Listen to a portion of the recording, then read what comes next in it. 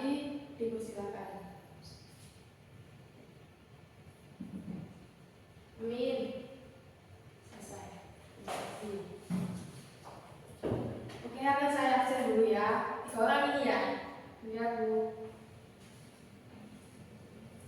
Mbak Iken, hadir. Mbak Yosi, hadir. Mbak Selma, hadir, Bu. Ini ada semua ya. Oke, untuk materi kita hari ini ada pembiasaan diri dalam kebutuhan dan kelangkaan. Sebelumnya ada yang tahu apa itu pembiasaan diri dalam kebutuhan dan kelangkaan? Tidak tahu, Bu. Oke, bisa dijelaskan, Bu? Oke, saya jelaskan ya. Kebutuhan dan kelangkaan itu dua konsep yang saling berkaitan. Ada mencantumkan apa sih itu kebutuhan dan kelangkaan. Kebutuhan manusia sangatlah banyak, sedangkan barang, jasa, serta sumber daya lainnya memiliki jumlah yang sangat terbatas.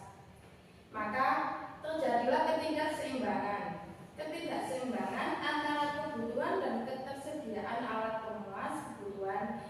Itu bisa disebut kelangkaan. Itulah bagaimana bisa terjadinya kelangkaan. Oke, selanjutnya ada faktor penyebab kelangkaan. Yang pertama ada pertumbuhan jumlah penduduk.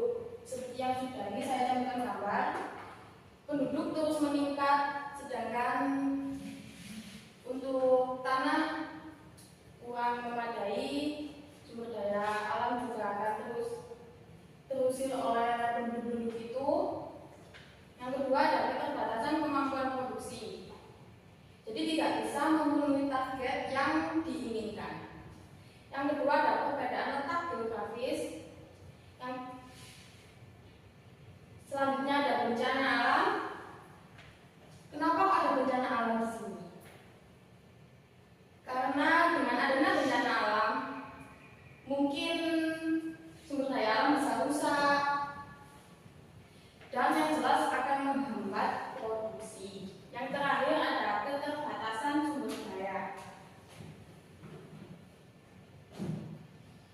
Dan contohnya seperti ini, kelangkaan pangan di daerah dengan populasi tinggi dan bahan pertanian yang terbatas.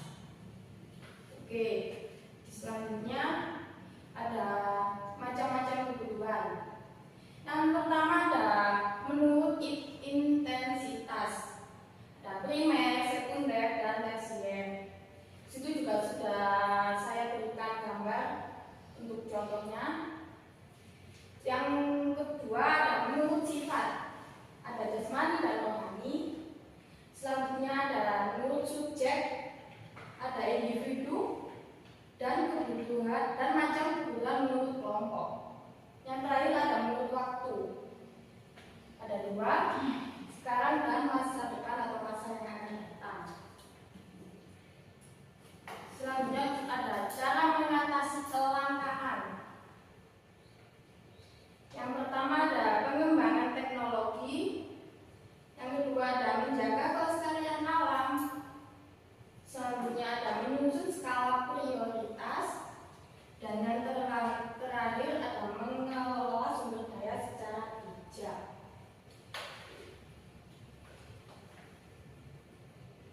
Sudah selesai. Mungkin ada yang ditanyakan? Tidak, Bu. Oke. Mungkin saya akan ada permainan sedikit. Permainan apa, Bu? Apa hadiahnya? Hadiahnya ada pahala dari Tuhan.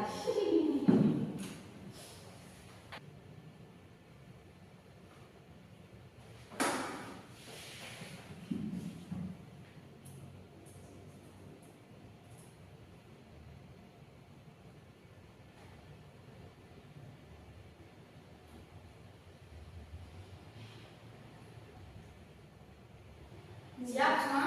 Siap. Nanti kalau ada yang bisa jawab, tolong angkat tangannya ya.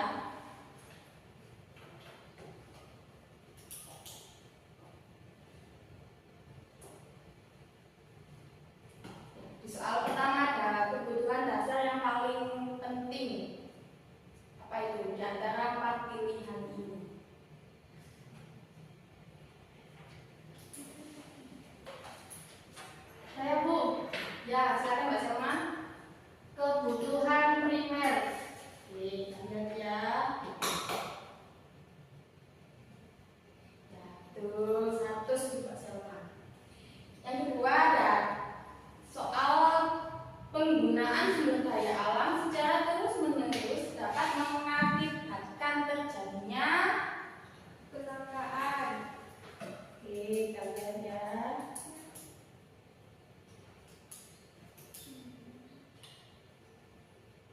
Ya betul, 100 Mbak Yosi. Yang ketiga ada skala prioritas kebutuhan disusun berdasarkan. Nah, ini kan belum jawab Bu, silakan Mbak Iken. Skala prioritas kebutuhan disusun berdasarkan kuantitasnya. Lihat ya. Ya, salah ya. Yang betul adalah kepentingannya. Oh, maaf aku nggak tahu. Ya, apa? Selanjutnya ada tujuan seseorang menyusun skala prioritas kebutuhan.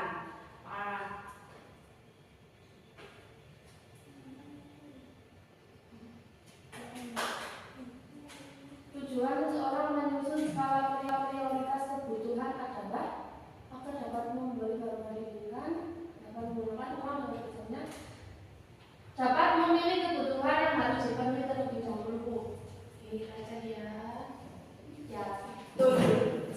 Yang terakhir nih, menurut kepentingannya, kebutuhan dikelompokkan menjadi apa tadi sudah saya jelaskan di PPT. Menurut kepentingannya.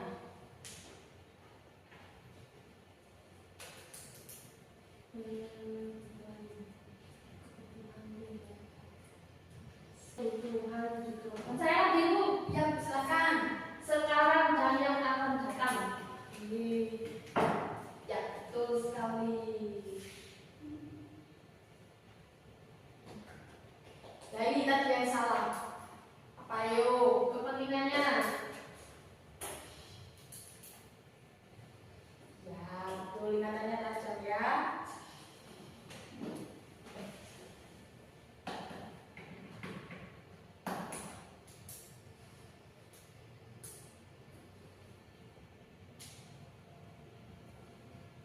Dari materi kita hari ini, siapa yang bisa menyimpulkan?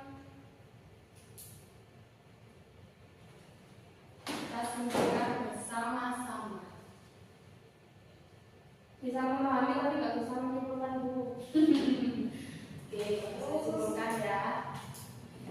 Dengan kita mempelajari apa sih itu dasar diri dalam kebutuhan dan kelangkaan, kita bisa mewanti-wanti agar kebutuhan kita tetap terpenuhi, sedangkan kelangkaan tidak akan pernah terjadi. Oke, Bu istirahatnya jam berapa? Wow, kamu lapar ya? Lapar Bu. Oke, ini sudah selesai. Mungkin itu materi kita hari ini saya cukupkan sampai di sini. Untuk mengakhiri pembelajaran hari ini, kita berdoa terlebih dahulu. Berdoa dipersilakan.